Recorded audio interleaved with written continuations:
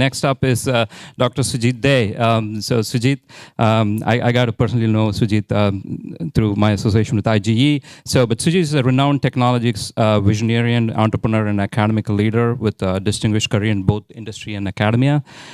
He's the founder CEO of CIPRA.AI, a AI-powered digital health company focused on delivering precision and personalized care for chronic diseases such as hypertension and diabetes. And Dey is also a professor at the Department of Electrical Engineering and Computer Science at the University of California, San Diego, and holds the Jacob Family Endowment Chair in Engineering and Management Leadership. So welcome, Sujit. We are all excited to hear about your digital twin concept. So take it on. Thank you. So two inspiring talks. Let's see how I can follow up. You can hear me, right? Okay. So I'll actually, before I show this picture, I'll start asking you this question. How many of you have been on a Waymo? Ever recently, Waymo? San Francisco? Right. What was your opinion if someone would have told you that, there'll be this autonomous vehicle coming and picking you up and sort of dropping you somewhere through the busy San Francisco streets, Chinatown or whatever, like 3 years back? Would you have believed it? Would you have done it? At least I was very skeptical. So before my last trip to San Francisco, I was quite skeptical. And then I saw these beautiful vehicles running around. And initially I thought that the driver is on the passenger seat. And but then I saw that no, they are not. There's no driver at all. And I wanted to actually experience it myself because I've been skeptical. I have also worked in autonomous systems in the whole area of mobility, smart transportation, and I know that there are some errors that can happen, from a evidence-based, research-based perspective. And so it took me some time to get that confidence and get on that car. And it was quite amazing. So it's here and it's going to happen more and more. If it can navigate through the very, very busy, tricky San Francisco streets, I think it can do anywhere. And the reason I start with that is because, let me ask you another question. How many of you would consider driving a car with your windshield blackened? Would you be crazy enough to do that? No? No? Okay, but that's what we are doing with our life, with our health. So if you think about it, our health journey, it's like, the unfortunate, really, our condolences, Jay, that's what we are doing. We don't know exactly what is going to happen. And I have a dear friend here in the audience, I'm not going to bring him out. He didn't know that this is what is going to happen to him, something bad is going to happen to him, in the near future. So Jay's technology will make it much, much better, much more preventative, much more accessible. And that would be really a huge bump up. But, we are leading our lives not knowing, not wanting to know also what's going to happen tomorrow, in the next 1 month, and so on. Yes, we do some tests from some time to time. And yes, it's actually better than doing nothing. Like that's what, I have this driver looking out and sort of sometimes looking out and sort of seeing what's going to happen. But that's how we are leading our lives, our health lives. And it's, and this leads to a lot of unnecessary, avoidable diseases, avoidable incidents, which make the health system, very, very expensive. And it's just a bad loop going on there.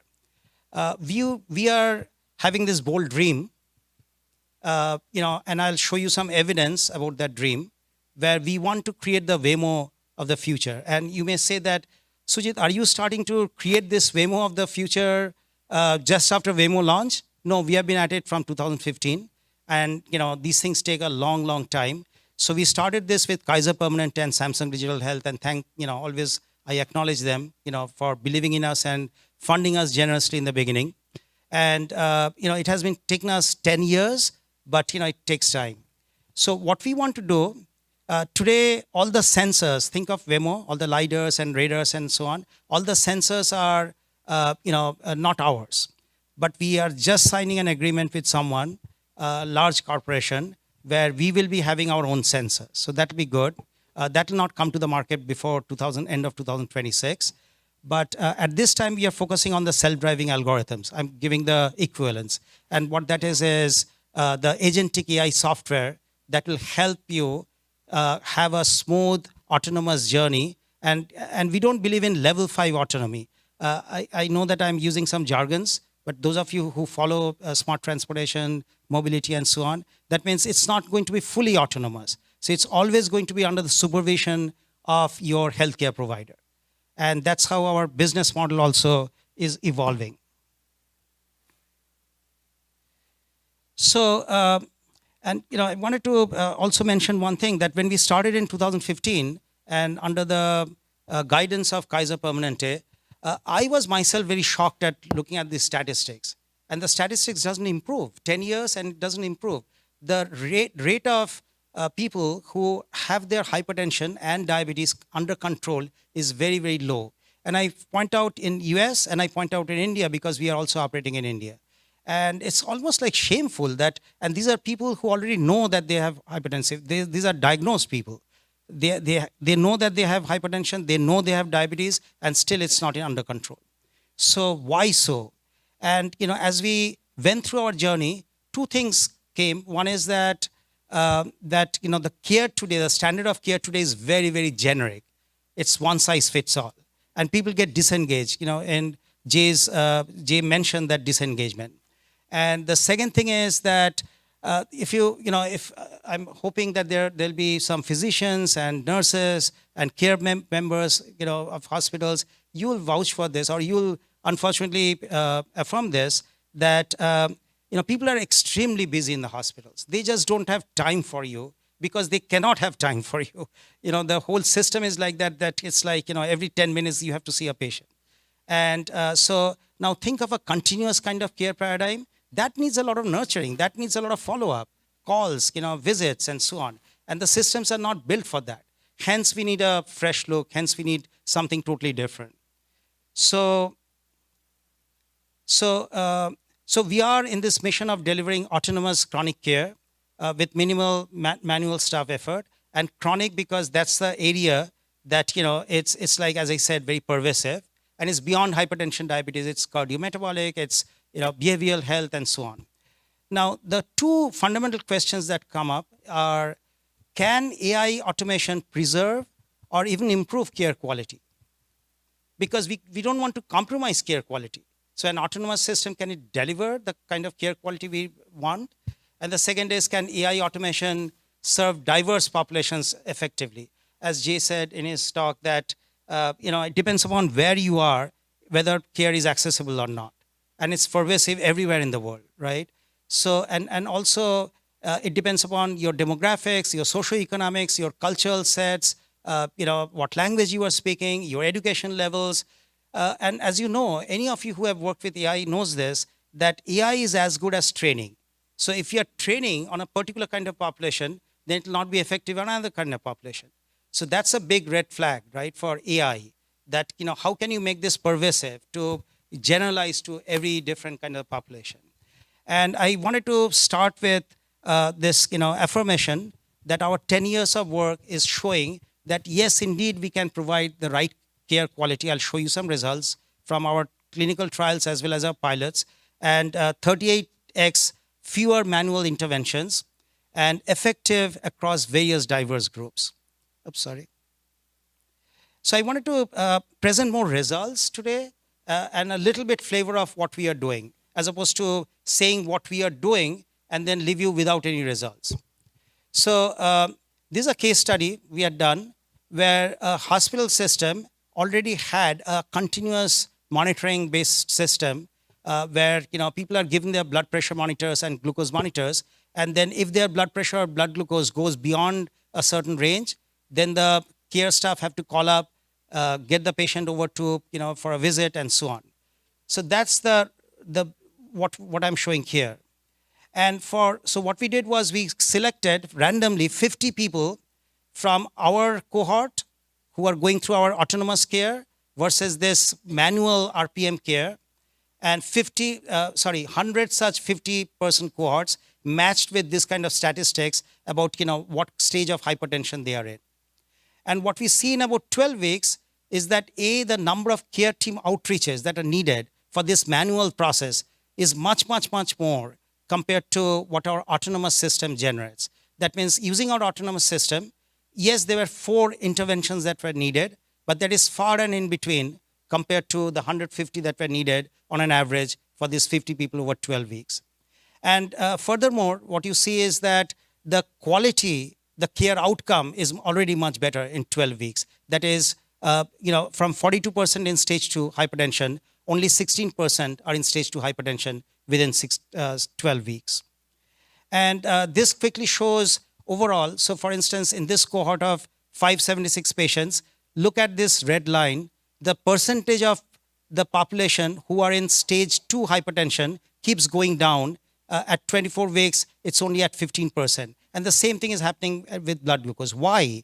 Because of the patient engagement. What we have done over the last 10 years is we have really almost perfected, not fully, patient engagement, because that's a huge problem. Patients drop out in about 4 weeks, 6 weeks, 8 weeks for any digital techniques, any autonomous kind of techniques.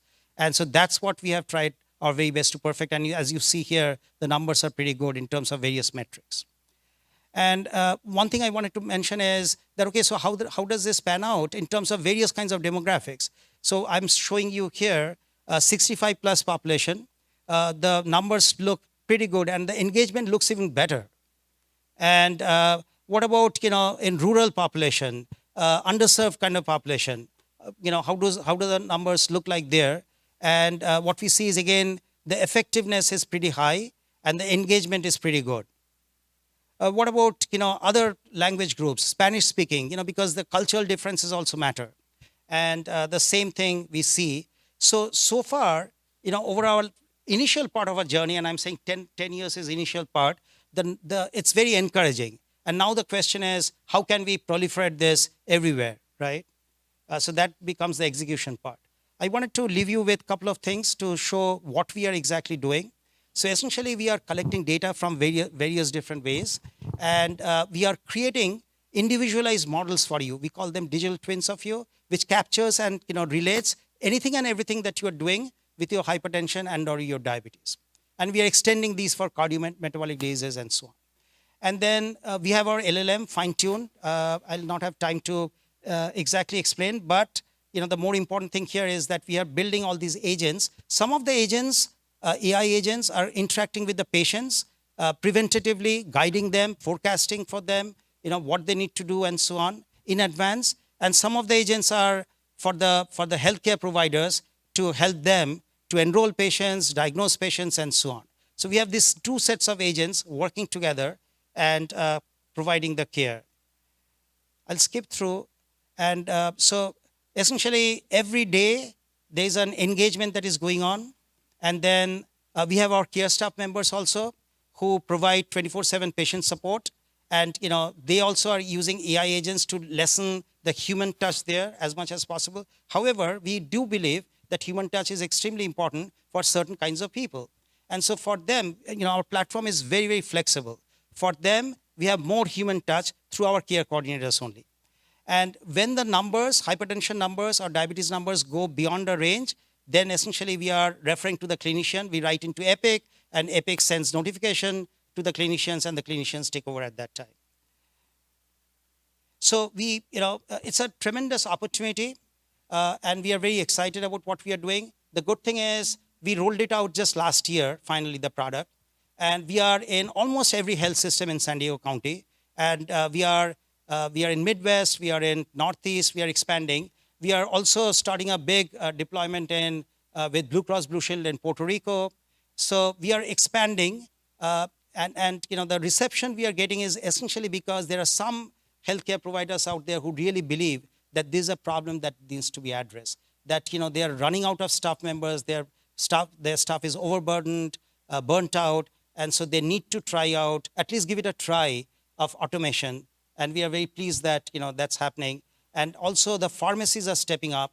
So for instance, Shoppers Drug Mart is the largest pharmacy in Canada. They are stepping up. So it's coming together. And hopefully in about a year's time, I'll get you even better outcomes about the commercial rollouts. Thank you.